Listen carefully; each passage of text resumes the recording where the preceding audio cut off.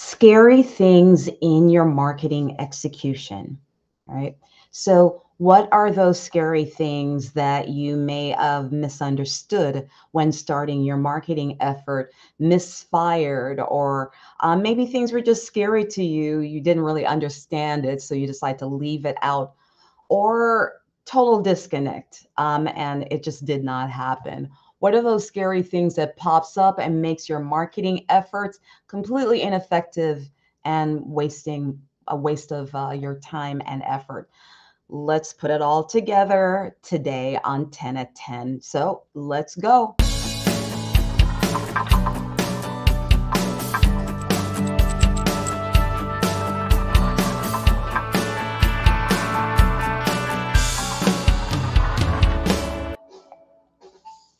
Good morning, everyone. Paula Mattisonsierra, the owner of Power Marketing SF and the host of 10 at 10. You know, I thought this topic would be perfect for where we were in the time of year, but also we're in that stage of planning. We're in fourth quarter right now. A lot of people are thinking about what they should do come 2023. I'm not a big fan of New Year's resolutions myself. I think you should be putting those plans and actually executing them right now. It's almost like, doing a test run right now, incorporated into your fourth year close up so that you can start off the year properly. So let's jump right into some big ones that I've seen this month from clients that I've heard people say. And, me, I'm always trying to help and share with folks.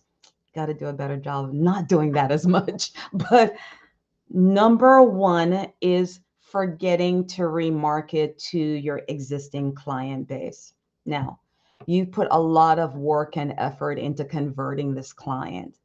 You put a lot of time and developed relationships. They love you. They love your products. They love your services. They love what you're doing.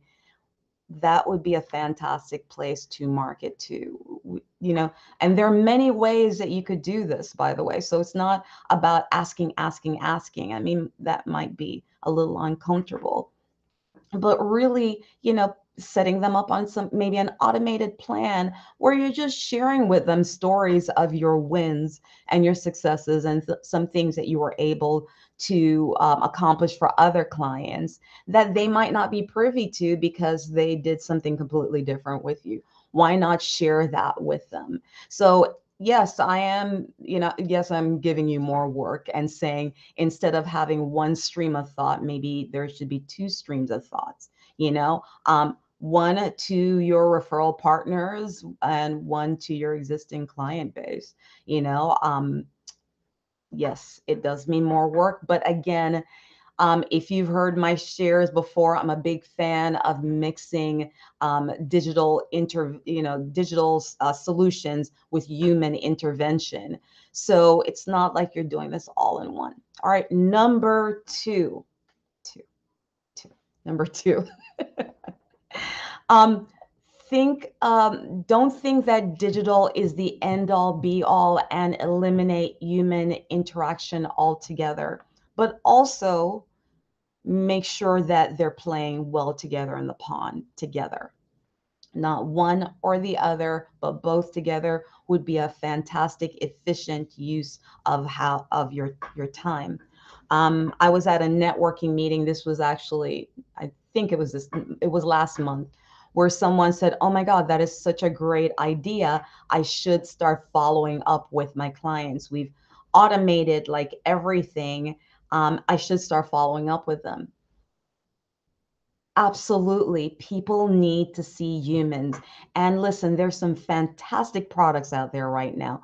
We could automate the entire process of our clients coming in.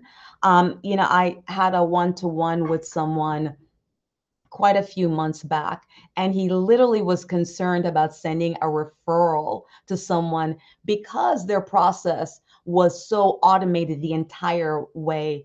He's like, it felt very, robotic. It felt lacking in something. And I'm not sure if I want to send my clients to this person because of that, because I like the touch. I thought that was so significant because, again, these solutions are amazing. You have it in your Salesforce, your different CRMs, customer relationship management systems that you can use, Calendly, your Google Calendar. All of these things are so fantastic, but at the end of the day, you still got to pick up a phone and really touch them, communicate to them, how's it going, right? So that's my number two. Number three, let me make sure I have the right fingers of three. Number three on this journey, jumping into your marketing efforts without having a plan. Basically, it's like not knowing a destination. It's like we are going on a trip to LA, but we have a map to get to Seattle. We're going somewhere fast, but we don't really know where we're going and like why we're even doing it. We're just doing it. And as much as I'm a big fan of execution, I still, some basic guideposts would be a great thing to start you off. Now, I am not saying that you have to hire a marketer. Of course, if you want to, give me a call.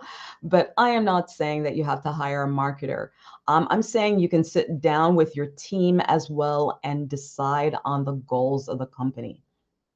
These are the big overarching things that we need to accomplish for our business come next quarter, come next year, however you want to lay it out, whatever units you want to lay it out in, and tie those into the how. These are the goals. How are we going to accomplish it? Yeah, marketing is going to be part of that. As much as some of you will argue with me, Paul, I don't need marketing. Stop it. Stop it. Your sales effort is marketing. You showing up at a networking meeting is marketing. You sharing your case studies with your referral partners, your clients, is marketing. You pulling out a business card, and yeah, now that we're getting back to face, some of us are doing it again, very proudly. Pulling out that business card to hand it to someone is marketing. You send an email to someone with or without a signature, that's marketing or no marketing. You ever try to get back to someone very quickly, want to speak to them about what's going on, maybe even to refer them, whatever, there's no email signature to follow up, to execute, to lock in, to refer. This is all marketing. So what is your plan? One, do you have all the tools ready to go to help you with those efforts? All of the items? What exactly is it going to do? What are your lead and lag measures as well? It's not just, hey, we're going to do this. Do we want to make $10 this month? How are we going to do that? How many people do we have to call to do that $10? And what are all the things that we need to blanket that in to help that car move forward?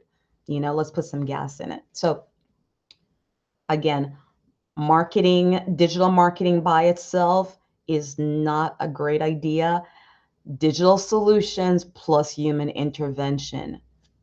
That's it right there. Okay. So not adding social media. I know a lot of people blow it off. Oh, it's just, it's just posting. But you can really share a lot of stories about who you are that way, because we're talking about brand building here, and not just brand building for the business, but employees, people who, you're running your book of business out there. You should also be thinking about your branding as well. Let's face it, this is a world we're in. This is nothing bad to say. You may not leave. This is not like my mom's era where you would stay with a company for 50, 60 years. You're always positioning yourself for the next job, potential job, right? Or, you may stay, who knows? But you as a personal brand need to be a thing as well. So take the time to add some social media in. And by the way, don't feel that you have to do everything. Oh my God, that's another scary sub mistake. It's like, well, there's so many of them, I should do all of them. And then maybe there are two of them being populated, and then like seven that are just sitting there dormant. That makes you look bad. All right. Focus on the two that you're actually doing and doing well, and then that's it. Put your effort into that. The search algorithms will see you doing just that. You don't have to do everything. I mean, we talk about it all the time when we network, right? Specialize in your area, focus on your area. Same thing. Social media, the word that I want you to remember about social media is the word social. So if you're on a platform and you're not showing up, you're not being very social, are you? So focus on the sites that make sense for you. Number, I think it's 4. I think it's number 4. Um, Never asking. Listen, I know this one. I'm realizing just working with my clients. People, I hear words like, I don't want to be aggressive. I don't want to be salesy. I just put out the information and they'll come back to me. Like if you are making a lot of money and growing your business massively, doing the wait and see concept, you need to give me a buzz. Seriously. Because even those people who said to me, this is what we do, I realize that it's actually not what they're doing. And they coded in other things, but they've compensated by networking, and sharing a ton of stories and just being out there and doing numbers by being out there and being seen and sharing their stories. Even those people who are not comfortable with the sales have done some version of that without realizing it. So not asking. So when you're doing your digital layout as well, ask your clients for a referral. Or I'm sorry, ask your clients for a referral. Yeah, ask your clients for a testimonial. When you do your social media, ask them to go back to your website and check out a certain page. Have a certain page that you could share with them. Ask. It's a simple thing. You don't have to do it all the time, but in marketing, it would be an error not to ask and not to structure your website and have those areas of your website where you can set up for proper asking and follow up, and being able to execute that, allowing your clients to have that follow up. So please ask. The second to last one is never asking. Let me see, 1, 2, 3, 4, 5, 6. This is my number 6 one. I thought I only had 5. Number 6, big, big error. Copy and pasting from your competition's website, social media to create your own story. So now you have a pitch patch of all of these other stories that's not quite you. Let me walk you through the customer's journey here. We do the pitch patch, we drop it onto social media, we drop it onto your website, and your clients are reading it and converting. Maybe they like what they're hearing. Then they meet you. Your story is completely different. Who you are is completely different. How you focus and carry yourself is completely different.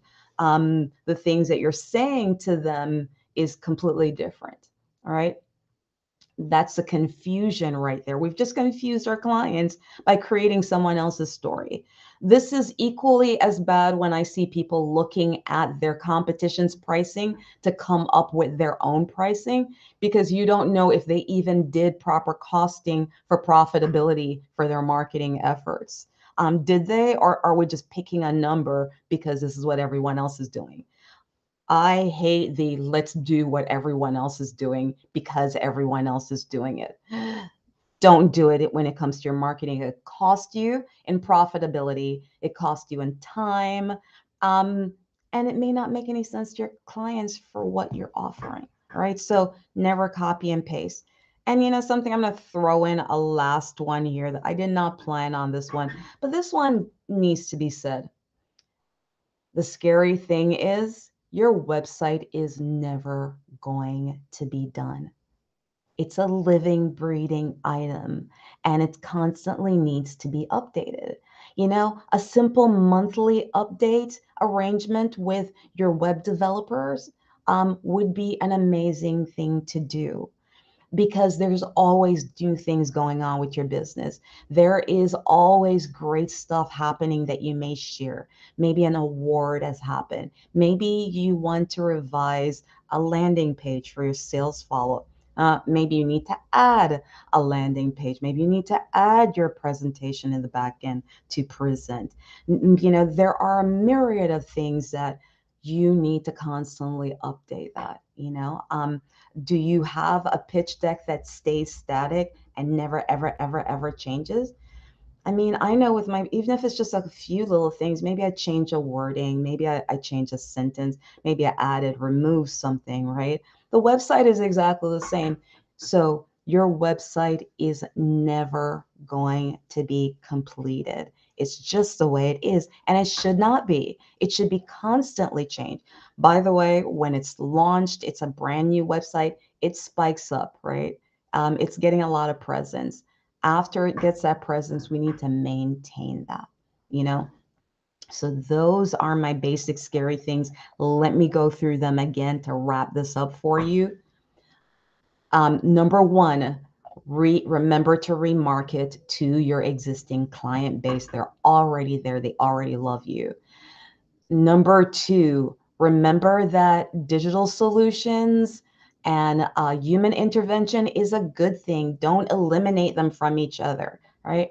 Number three, don't jump into marketing without having a plan. It's like leaving home without directions to where you want to go. Number four, I think it's four. Um, Make sure you add social media and just focus on the areas, the platforms that make sense for you. You don't have to do everything. Oh, but by the way, you're going to have your personal, but please, please have a business page as well. It's not costing you anything. Please do that. Um, Please remember to ask. There's an error in never asking and hoping and praying that someone will give you what you want. It's not a good thing in marketing. Come to think of it, it's not a good thing in life either. Please do it. That number seven, do not copy and paste from your competition's website and just pitch patch your story together. Without realizing it, you're already magically sharing a wonderful story every time you stand in front of that client that you've converted. Remember what you said, remember how they felt. Let's take that and make that your story. All right. And last but not least, remember that your website is not a set it and forget it item, and it will need to be constantly updated. So whether you want to do a weekly plan, an ongoing plan, a monthly plan, I would suggest at the bottom end at least go with a monthly update of your website so that when the search engines crawl through, they can see that there's been some changes, that you're constantly making your website better for engagement. So those are my scary things to keep you out of the scary land in marketing this month. As always, if you want to hear more about marketing, reach out to me. I do offer a 30-minute free consultation to see if we're a proper fit and to see if I can be of service in your marketing effort. My continued mission, as always, doing the show is to offer marketing advice to you, as well as introduce you to some of my great referral partners to inspire and help you to keep moving forward. We air every Thursday on LinkedIn Live. Thank you, viewers, so much for sharing, tapping in, saying hello to me when you see me in person, and letting me know directly. And to close out, be brave, be bold enough to be yourself, Queen Latifah. Guys, have an amazing rest of the day this Thursday. And as always, keep moving forward. Take care, everyone. Bye.